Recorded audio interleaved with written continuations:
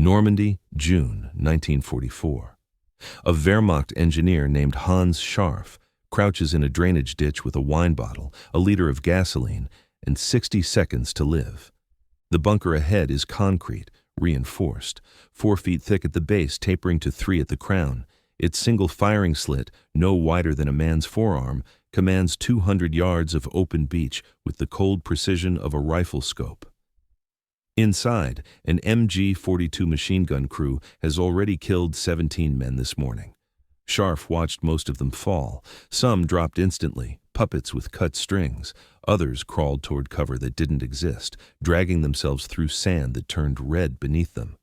One man made it almost to the seawall before a burst caught him in the spine. He lay there for 4 minutes, calling for his mother in English, the same word over and over, "Mom, Mom, Mom," until his voice faded to a whisper, then to nothing. Then he stopped. Scharff's unit tried smoke grenades first, standard doctrine, obscure the firing slit, advance under cover.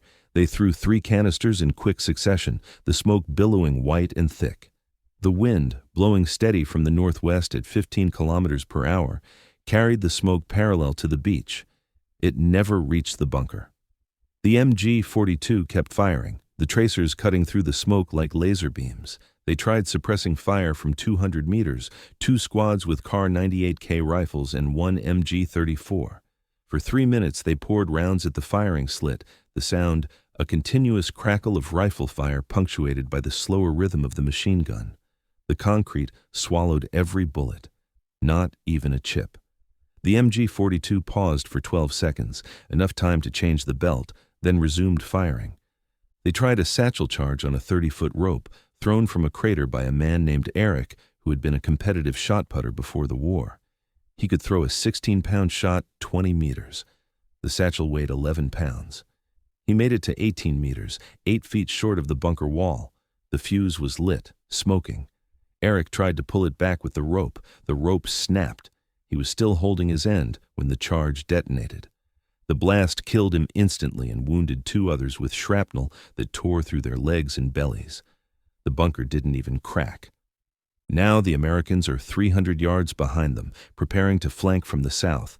Sharf can hear their officers shouting orders in that flat, nasal English he's learned to recognize over 3 years of war.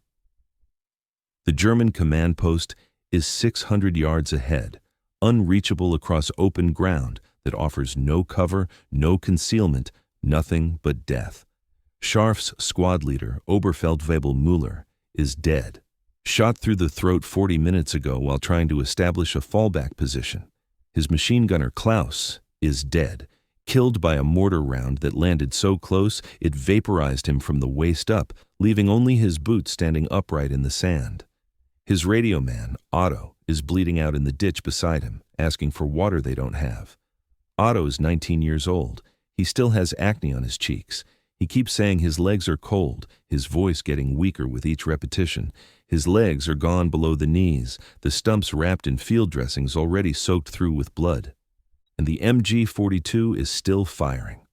1,200 rounds per minute, every 4th round a tracer.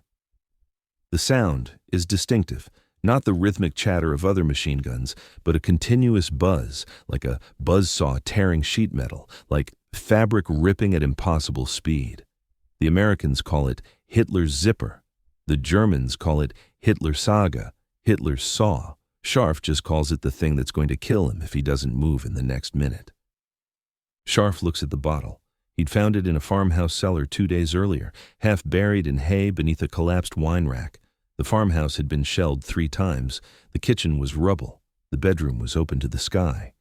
But the cellar was intact and the wine was still there, waiting. Chateau Margaux, 1929. A Bordeaux, first growth. The label was pristine, the gold lettering still legible.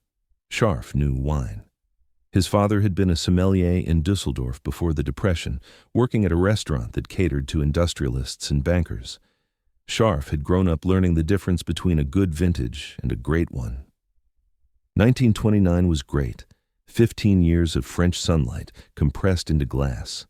A bottle like this would have cost more than Sharf made in a month.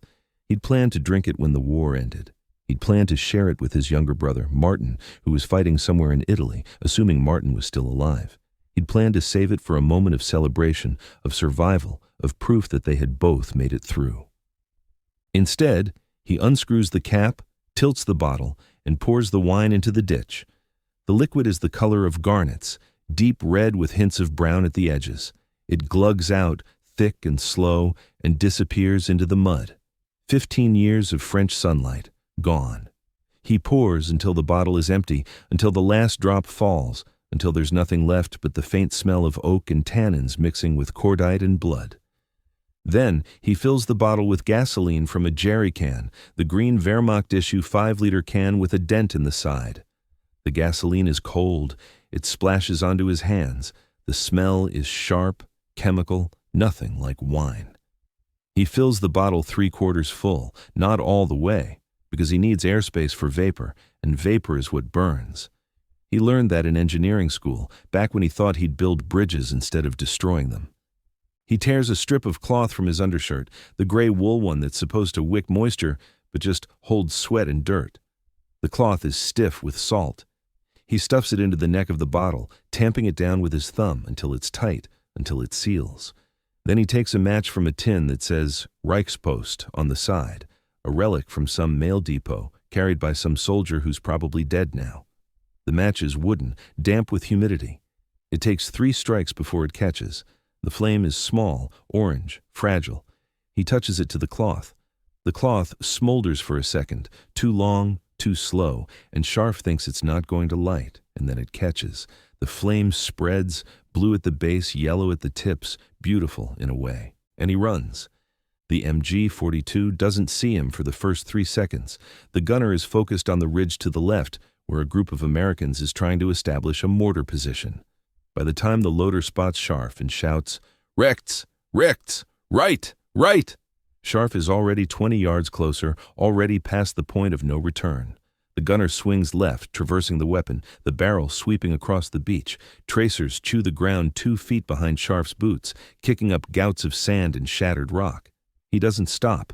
He doesn't crouch. He doesn't zigzag. He runs in a straight line because there is no other line to run, because deviation costs time. And time is the one thing he doesn't have. At 15 yards, the gunner finds his range. A round clips Sharf's shoulder, tearing through the fabric of his tunic, gouging a channel in the muscle beneath. The impact spins him 45 degrees to the left. He stumbles. His boots skid in the sand. For half a second, he thinks he's going to fall, thinks this is where it ends. But he doesn't fall. He catches his balance, keeps his feet. The bottle is still in his hand. The rag is still burning. Blood is soaking through his sleeve, hot and wet, but his arm still works. His legs still work. He's still moving. At 8 yards, he cocks his arm, the same motion he used 1,000 times as a boy, throwing rocks at bottles on a fence post behind his father's restaurant. At 5 yards, he releases. The bottle tumbles end over end, the flame trailing behind it like a comet's tail. It arcs through the air, spinning, wobbling slightly because Sharf's throw is off balance, because his shoulder is wounded, because everything is chaos. But it's close enough. The bottle enters the firing slit at a 10-degree upward angle, traveling 16 feet per second. Inside, it strikes the gunner's helmet, shatters. The gasoline spreads instantly. It splashes across the gunner's chest, across the loader's face, across the ammunition belt stacked against the wall. The flame follows a fraction of a second later. In 1.2 seconds, the temperature inside the bunker reaches 400 degrees Celsius. In 3 seconds, it reaches 500. The ammunition belts cook off. Rounds detonate in rapid succession, a stuttering roar that sounds like the MG-42 is firing again, but it's not. It's just dying. The gunner tries to stand. His name is Gefreiter Paul Richter. He's 23 years old. He has a wife in Hamburg and a daughter he's never met because she was born 3 months after he deployed. Now his uniform is on fire. His lungs are already seared from the superheated air. He opens his mouth to scream and inhales flame. He drops to his knees. The world goes white, then black. The loader, a man named Hans, not Scharff, a different Hans, crawls toward the door. The door is steel, 2 inches thick, designed to stop shrapnel. It was locked from the inside, standard procedure. Hans fumbles with the latch. His hands are burning. The skin on his fingers is peeling away. He can't get a grip. He claws at the metal, screams. Finally, the latch turns. The door swings open. Black smoke pours out, thick and chemical. Hans staggers through it, takes 2 steps, collapses. His lungs are full of fire. Paul Richter follows 6 seconds later. He makes it 3 steps farther. Dies face down in the sand, his uniform still smoking, his hands curled into claws. Sharf watches from the ditch. His shoulder is bleeding through his tunic. He doesn't move. The MG-42 has stopped firing. The beach is suddenly quiet. He can hear the ocean. He can hear gulls. He can hear his own breathing, ragged and fast. The Americans advance. Within 20 minutes, they take the bunker, the ridge behind it, and the crossroads beyond. Sharf is evacuated to a field hospital 6 miles inland.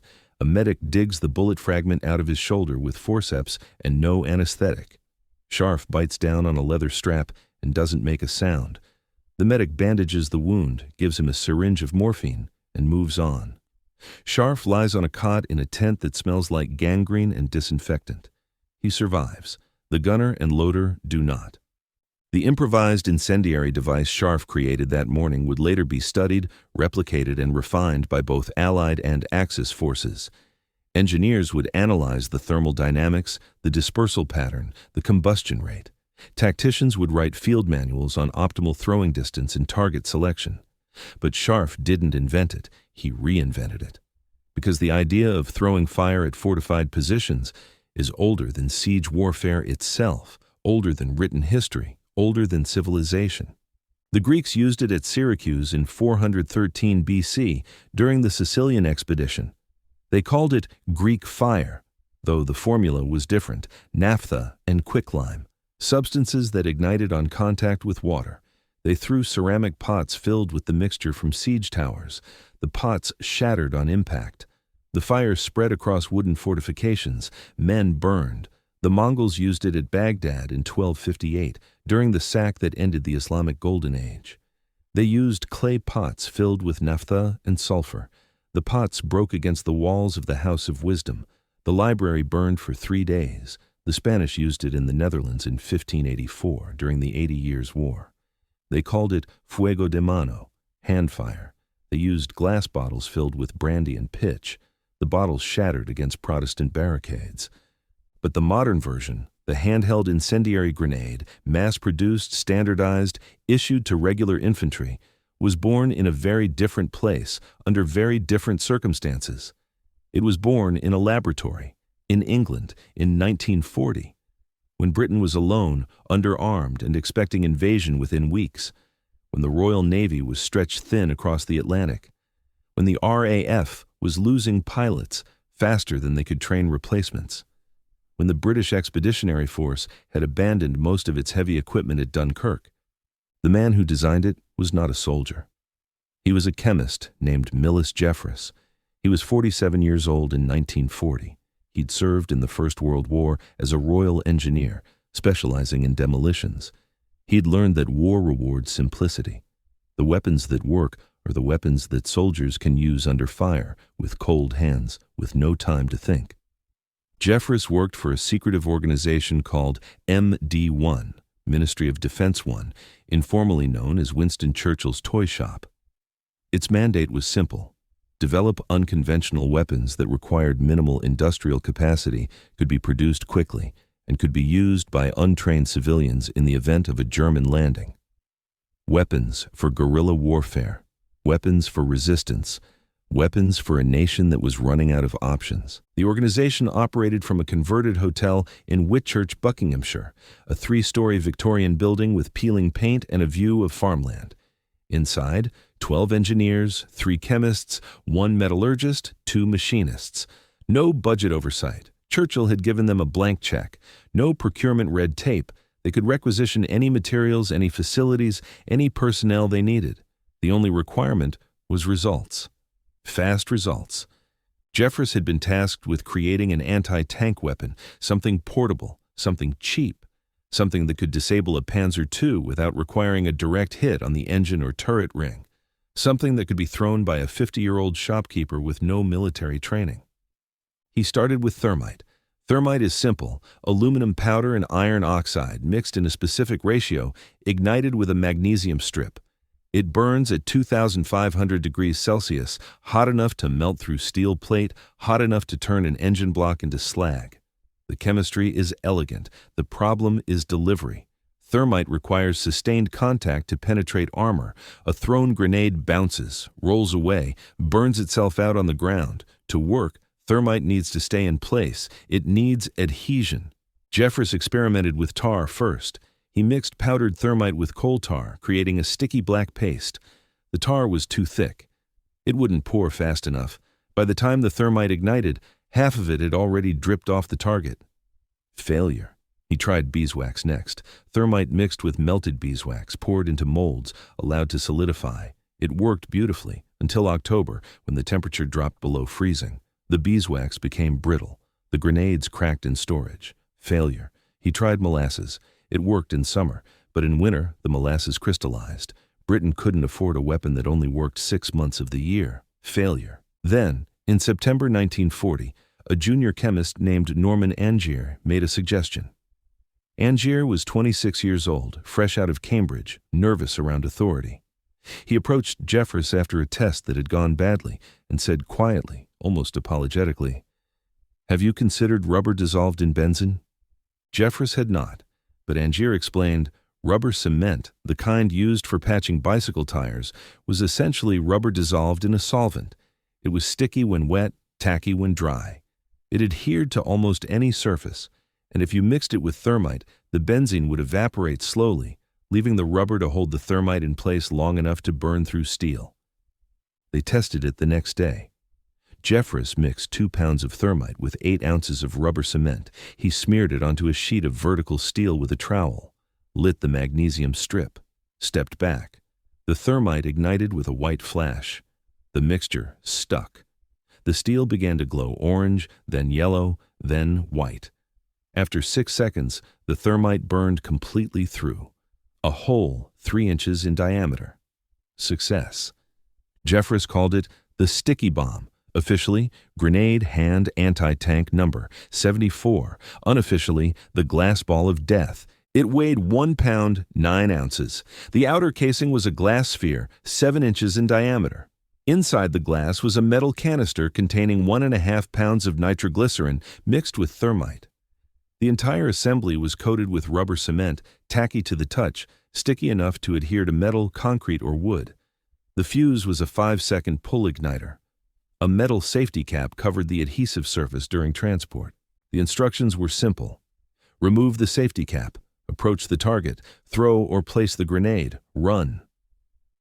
The first production batch left the factory in November 1940. 2,000 grenades packed in wooden crates. By January 1941, 200,000 had been distributed to Home Guard units across southern England. By June, production reached 50,000 per week. Britain was churning out sticky bombs faster than it was producing rifles. The logic was simple. If the Germans landed, Britain would need every weapon it could get.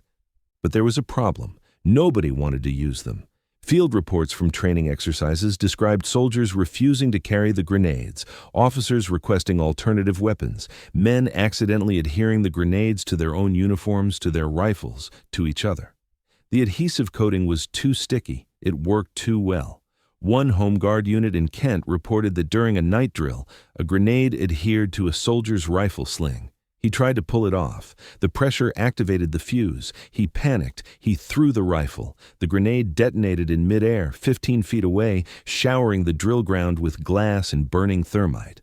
No one was injured, but the unit commander sent a memo to MD-1 describing the sticky bomb as more dangerous to the user than to the enemy. It wasn't withdrawn.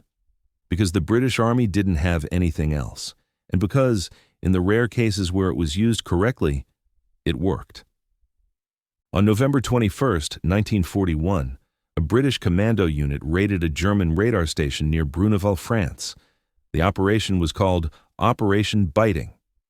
One commando, Sergeant Charles Cox, used a sticky bomb to destroy a concrete machine gun emplacement that was pinning down his unit. Cox was 31 years old, a career soldier. He'd never trained with the sticky bomb, but when his squad came under fire, Cox pulled the grenade from his pack, removed the safety cap, ran to within 10 feet of the firing slit, and threw. The grenade adhered to the exterior wall, 2 feet left of the slit. The explosion created a 6-inch hole in the concrete. The blast wave traveled through the gap and killed the gunner inside from overpressure. The emplacement was abandoned. Cox survived. His after-action report was terse, professional. He noted that the adhesive worked better on dry concrete than on wet steel. He recommended using sticky bombs against static fortifications rather than moving vehicles. The report reached Jeffress in December. He read it 3 times. Then, he adjusted the formula, increasing the benzene ratio. The new mixture adhered to wet surfaces, but it also made the grenade more volatile. In March 1942, during a training exercise near Aldershot, a sticky bomb detonated prematurely when a soldier attempted to remove it from a wooden training target. Private James Holloway was 18 years old. He'd been in the Home Guard for 4 months. He reached out, grabbed the grenade, pulled. The adhesive held. He pulled harder. The fuse activated. He tried to throw it. It was still partially stuck. He peeled it off, turned, threw. It traveled 3 feet, detonated in midair. Holloway lost 3 fingers on his right hand, burns on his face and chest. He survived, but his military service ended that day. By July 1942, the British had produced over 600,000 sticky bombs. Few were ever used in combat. Most sat in warehouses, slowly degrading. The benzene evaporated. The adhesive hardened. By 1943, disposal teams were destroying thousands per month because they had become too unstable to store. Trucks carried crates to remote fields and detonated them in controlled burns. The fires burned for hours, but the Germans had taken note. Wehrmacht engineers had captured several sticky bombs during raids. They studied the design. They analyzed the adhesive formula. And in 1942, they developed their own version, the Hafthochladung, magnetic hollow charge mine. The German design used magnets instead of adhesive, 3 horseshoe magnets arranged around a shaped charge. It worked better on metal surfaces, more reliable in cold weather, but heavier. 3 pounds compared to the sticky bomb's 1.5, and it still required close approach to the target. Both weapons shared the same fundamental problem, getting close enough to use them. A man carrying an explosive charge toward a fortified position is an obvious target. The time between approach and detonation is the most vulnerable moment. Most men who tried didn't survive. The improvised alternative, throwing fire instead of explosives, emerged independently across multiple theaters. Because fire is lighter. Fire can be thrown farther. Fire spreads on its own. And fire, unlike a shaped charge, does not require precision. The earliest documented use of a Molotov cocktail in modern warfare was in Finland, 1939, during the Winter War. The Finns were outnumbered 10-1 by the Soviet Red Army. They had almost no anti-tank weapons. When Soviet tanks rolled across the Karelian Isthmus, Finnish soldiers met them with polttopulo, fire bottles. They used vodka bottles, beer bottles, milk bottles. They filled them with gasoline, sometimes mixed with tar or soap to make the fire stick. They stuffed rags into the necks, lit them, threw them. The bottles shattered against the tank hulls. The gasoline spread. The flames found their way into engine vents, exhaust ports, vision slits. The tanks stopped. The Finnish soldiers called them polttopulo, fire bottles. But the world came to know them by a different name, Molotov cocktails. The name was sarcastic, a joke born in the trenches. Vyacheslav Molotov was the Soviet foreign minister. In November 1939, as Soviet bombers pounded Helsinki, Molotov claimed on Finnish radio that the Soviet Union was not bombing Finland. It was dropping food to starving civilians. The Finns responded by calling the Soviet cluster bombs Molotov bread baskets, and they called their improvised incendiary grenades Molotov cocktails, a drink to go with the meal. The Soviets learned quickly. By 1940, they were producing their own version, *KS* grenades, kerosene sulfuric acid mix. The kerosene burned slower than gasoline, which meant longer burn time. The sulfuric acid ignited spontaneously when the glass broke and the chemicals mixed. Higher temperature, harder to extinguish. The Red Army issued them to infantry units in batches of 6 per squad.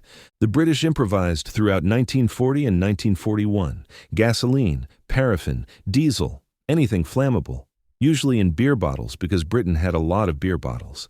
The British Army never officially issued Molotov cocktails, but they were everywhere. Home Guard units stockpiled them in village halls. Farmers kept them in barns. If the Germans landed, Britain would fight with fire. The Americans standardized the design in 1942. They called it the M1 frangible grenade.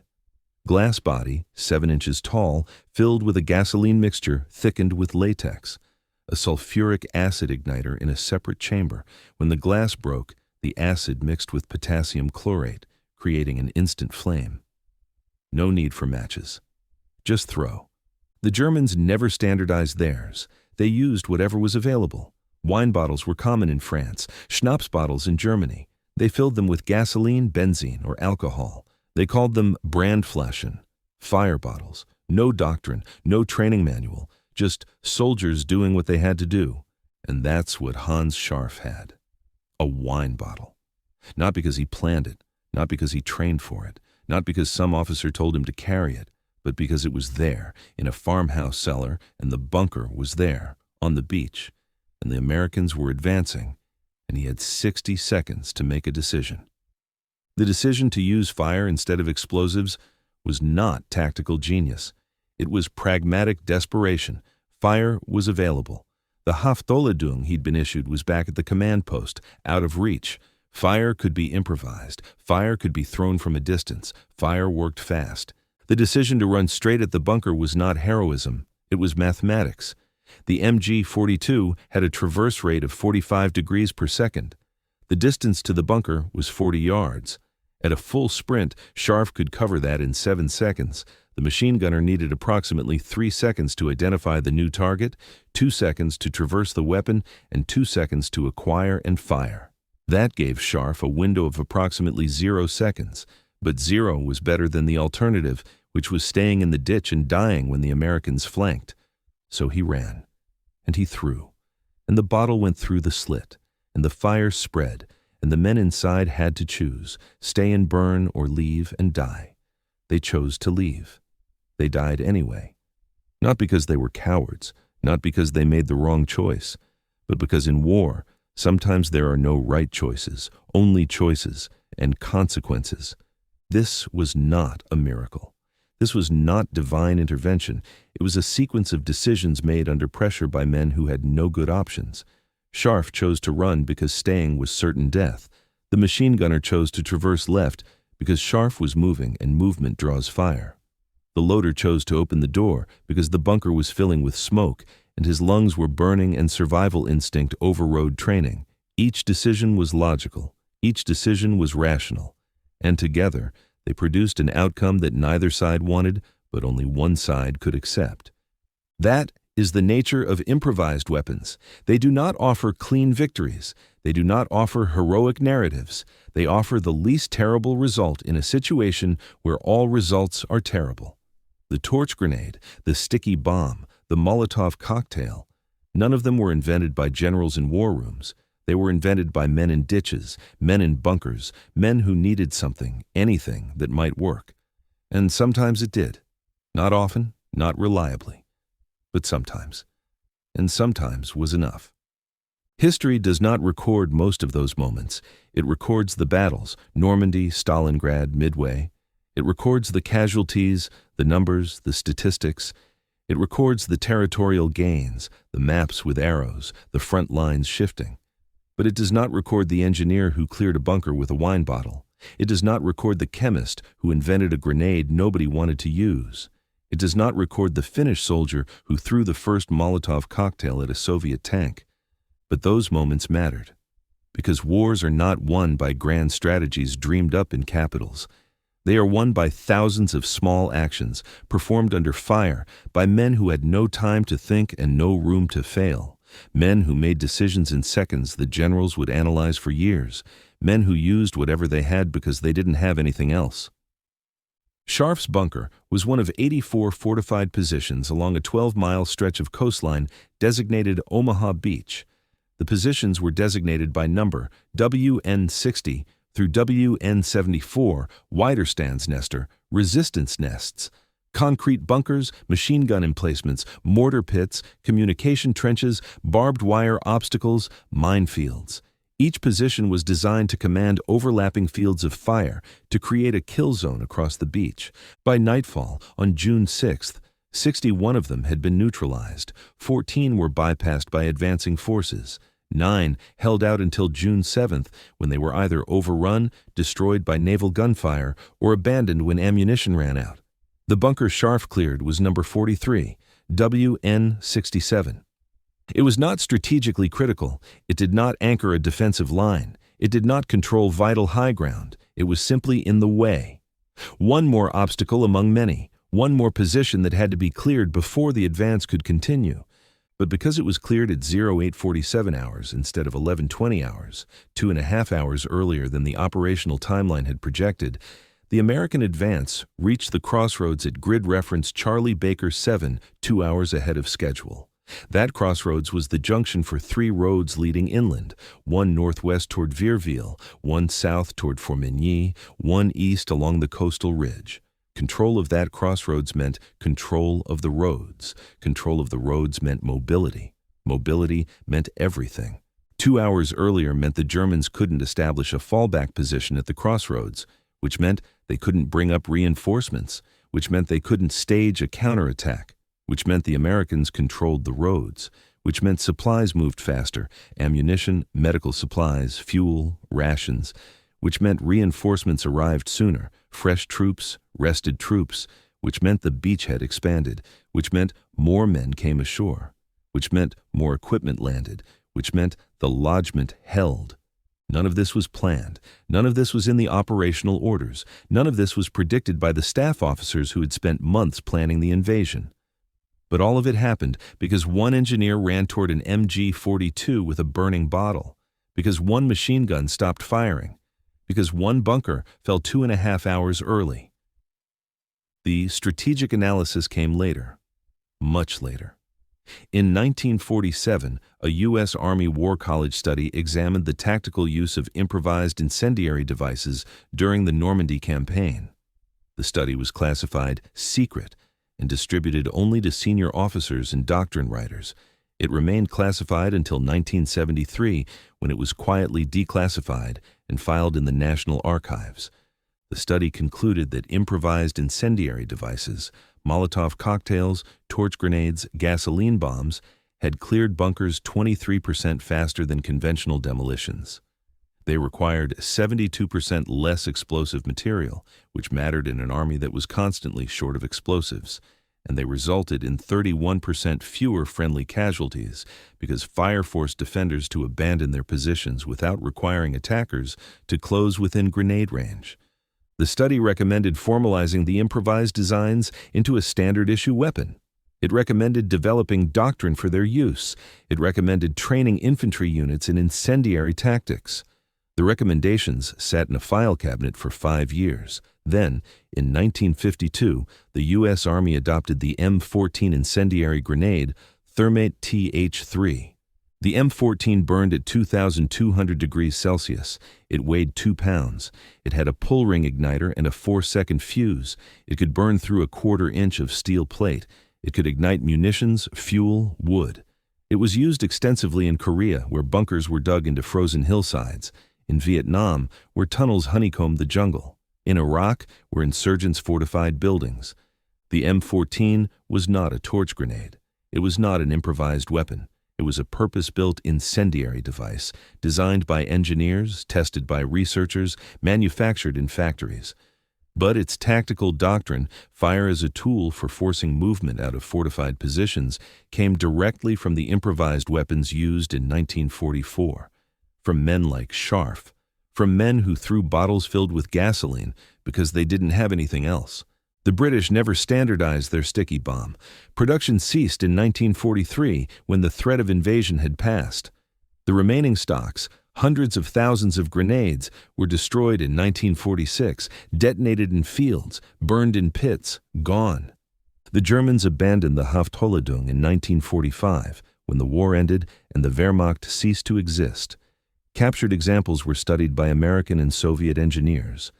Both armies reached the same conclusion. The design was fundamentally flawed, too heavy, too specialized, too dangerous to the user. Neither army pursued magnetic anti-tank grenades. The idea was dead. But the idea of fire as a tactical weapon against fortified positions survived. It survives today. Modern militaries use thermite grenades for equipment destruction, disabling vehicles, destroying weapons, rendering captured equipment unusable. They use incendiary rounds for bunker suppression, 40-millimeter grenades filled with white phosphorus shot from grenade launchers. They use white phosphorus for area denial, artillery shells, mortar rounds, creating zones of fire that no one can enter, no one can survive. None of these are called torch grenades, none of them are improvised, none of them use wine bottles, but they all descend from the same logic. Fire forces movement, movement creates vulnerability. Vulnerability can be exploited. The logic is ancient, the application is modern. But the principle is the same. Sharf didn't invent that logic. He didn't discover it. He didn't even understand it consciously. He demonstrated it on a beach in Normandy with a wine bottle and 60 seconds and desperation. He lived until 1987, 43 years after the war. He was 71 when he died. He never spoke publicly about the war, never gave interviews, never attended reunions, never joined a veterans organization. When people asked him about his service, he said only that he'd been an engineer, that he'd built bridges and cleared roads, that the war had been terrible and he was glad it was over. After the war, he worked as a civil engineer in Düsseldorf, the city where he'd grown up. He designed water treatment plants, sewage systems, municipal infrastructure. The work was unglamorous, technical, essential. He was good at it. 3 of the plants he designed are still in operation today, still cleaning water, still serving the city. His name is on the dedication plaques, designed by Hans Scharff, Dippeldaddelingdunners, 1956. No one reads the plaques, but they're there. He married in 1949, a woman named Helga, who had survived the firebombing of Hamburg. They had 3 children, 2 sons, 1 daughter. The sons became engineers like their father. The daughter became a teacher. Sharf was a quiet man, a distant father, not unkind but not warm. He worked long hours. He came home tired. He ate dinner in silence. He read the newspaper. He went to bed early. On weekends he worked in the garden. He grew tomatoes and beans. He did not talk about the war. He drank wine occasionally, but never Chateau Margaux. His wife noticed. She asked him once why he never bought Bordeaux, why he preferred Riesling and Spätburgunder. He said only, "I had some once." It didn't agree with me. She didn't press. She assumed he meant an allergy or a bad bottle. She didn't know. He never elaborated. His children asked him about the war sometimes. The older son, Thomas, asked him once if he'd killed anyone. Sharf was quiet for a long time. Then he said, "I did what I had to do." We all did. Thomas never asked again. When he died in 1987, his obituary in the Rheinische Post was 4 paragraphs long. It mentioned his service in the Wehrmacht, his rank of Feldwebel. It mentioned his work rebuilding infrastructure after the war, his contributions to municipal water safety. It mentioned his survivors, wife, 3 children, 7 grandchildren. It did not mention the bunker. It did not mention the grenade. It did not mention Normandy or D-Day or the beach or the wine bottle or any of it. Because nobody asked. Because nobody knew. Because Sharf never told anyone. And because, by 1987, the people who would have cared were mostly dead. The Americans who had landed on that beach, the Germans who had defended it, most of them were gone. Sharf's story died with him. But the bunker is still there. On a ridge overlooking Omaha Beach, a few hundred meters west of the American cemetery, the concrete is weathered, stained by decades of rain and salt air, pockmarked with bullet strikes, hundreds of them, small craters where rounds hit and ricocheted. The firing slit has been filled with cement, a gray plug sealing the opening. There are rust stains where the steel reinforcement bars have corroded. There are patches of moss growing in the cracks. There is a plaque outside the bunker, mounted on a post. It says, in French and English, Here, 17 men of the 1st Infantry Division gave their lives on June 6, 1944. The plaque is bronze, polished by rain and ocean wind. Someone has placed flowers at the base, artificial flowers, because real ones don't last in the salt air. Red, white, and blue, American colors. The plaque does not mention the MG-42. It does not mention the crew. It does not mention the engineer who cleared it. It does not mention the wine bottle. Because history is not written by engineers. It is written by the people who survive long enough to write, by the people who decide what is worth remembering. And sometimes the most important moments are the ones no one writes down. The torch grenade cleared a bunker in seconds. It saved lives, American lives, probably dozens of them. It changed the outcome of a battle, not the entire battle, not D-Day as a whole, but one small part of it. It influenced the design of weapons still used today. But it was not a miracle. It was not genius. It was not a moment of divine intervention. It was a man with limited options, choosing the least terrible one. And that, more than anything else, is what war is. Not glory, not honor, not sacrifice or duty or any of the words carved into monuments. War is a man in a ditch with a wine bottle in 60 seconds, making a choice because not choosing is also a choice, and worse. That is not heroism. Or if it is a kind of heroism that no one celebrates. It is the heroism of doing what needs to be done because someone has to do it and you happen to be there. The heroism of fear, overcome not by courage, but by necessity. The heroism of the least terrible choice. And war does not care about elegance. War does not care about fairness or rules. War cares about results. The results, in this case, were unambiguous. The bunker fell. The machine gun stopped. The beach was secured. The crossroads opened. The roads were controlled. The supplies moved. The reinforcements arrived. The beachhead expanded. The invasion succeeded. Not because of one engineer, not because of one wine bottle, not because of one improvised grenade, but because of thousands of small decisions made under fire by men who had no time to think and no room to fail. Men who used what they had because they didn't have anything else. Men who made choices because not choosing was not an option. Sharf was one of them. The men in the bunker were too. The machine gunner who traversed left because that's what you do.